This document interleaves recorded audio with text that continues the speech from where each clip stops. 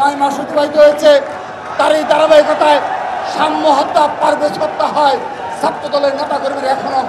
খুন হয়, কিন্তু এই সরকারের শীর্ষ পর্যায় থেকে কোনো বক্তব্য কিংবা সদিচ্ছার লক্ষ্য করে নিয়ে আমরা স্পষ্ট ভাষায় বলে দিতে চাই, যদি ছাত্রদল মনে করে এই শাহবাগ চত্বর থেকে এই যমুনায় আমরা পদযাত্রা শুরু করি, এই পদযাত্রা রোখার ক্ষমতার কারণে আমরা স্পষ্টভাবে বলে দিতে চাই,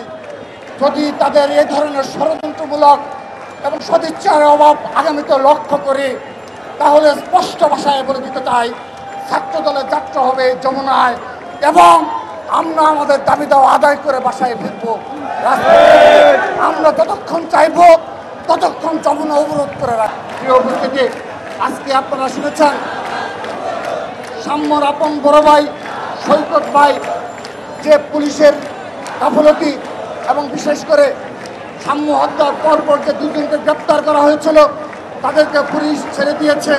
এবং সাম্য হত্যাকাণ্ডের প্রত্যক্ষদর্শী বয়ান অনুযায়ী আজকে সাম্যর ভাই যে আমাদের কাছে যে বক্তব্য রাখলেন, আমরা তারা স্পষ্ট হচ্ছে এর পিছনে বড় কোনো রহস্য রয়েছে এবং এর পিছনে আমরা এখন স্পষ্ট করছি না, তার পেছনে আক্রমণ হল কেন্দ্রিক এবং অপর অনেক বিষয় জড়িয়ে থাকতে পারে, অপর অনেক বিষয় এর নেপথ্যে থাকতে পারে। আমরা আজকে সাম্যর বড় ভাই সৈকত ভাইয়ের মাধ্যমে সেই বিষয়গুলো স্পষ্ট হলো, অবগত হলাম। আমরাও এখন পুঙ্খানুপুঙ্খ তদন্ত দাবি করছি। আবারও এই 3 জনই শেষ করা নয়, যারা প্রকৃত খুনি তাদেরকে গ্রেপ্তারের দাবি করছি এবং আজকের এই সমাবেশ থেকে আমরা স্পষ্ট ভাষায় ঘোষণা দিচ্ছি, বাংলাদেশ জাতীয় ছাত্র দলের হাজার হাজার নেতাকর্মী আজকের শাহবাগের চত্বরে উপস্থিত হয়েছে। সম্মানিত উপস্থিতি, আমরা আজকের এই প্রতিবাদ সমাবেশ থেকে আবারও যে ছাত্র সমাজ থেকে যে দাবি উঠেছে এবং ঢাকা বিশ্ববিদ্যালয়ের ছাত্রদল আজকেও ক্যাম্পাসে যে কর্মসূচি পালন করেছে,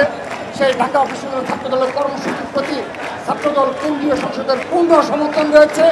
এবং তারা যে দাবি জানিয়েছে প্রশাসন, বিশ্ববিদ্যালয়ের ভিসি এবং প্রক্টর স্যার সহ যে পদত্যাগের দাবি ঢাকা বিশ্ববিদ্যালয় ছাত্রদল জানিয়েছে, ছাত্রদল কেন্দ্রীয় সংসদ তার পূর্ণ সমর্থন জানাচ্ছে এবং তাদেরকে একজন সম্মানিত ব্যক্তি হিসাবে তাদের দাবির প্রতি অবশ্যই বিবেচনা করার অনুরোধ জানাচ্ছি। বিশ্ববিদ্যালয়ের প্রশাসনের সম্মানিত ভিসি স্যার কিংবা প্রক্টর স্যার তারা আজকের দিন পর্যন্ত আমাদেরকে আশ্বস্তই করতে পারেনি যে সাম্য হত্যা প্রকৃত খুনিদের জন্য ধরার জন্য তাদের কোনো প্রকার কোনো সদিচ্ছা রয়েছে কিনা,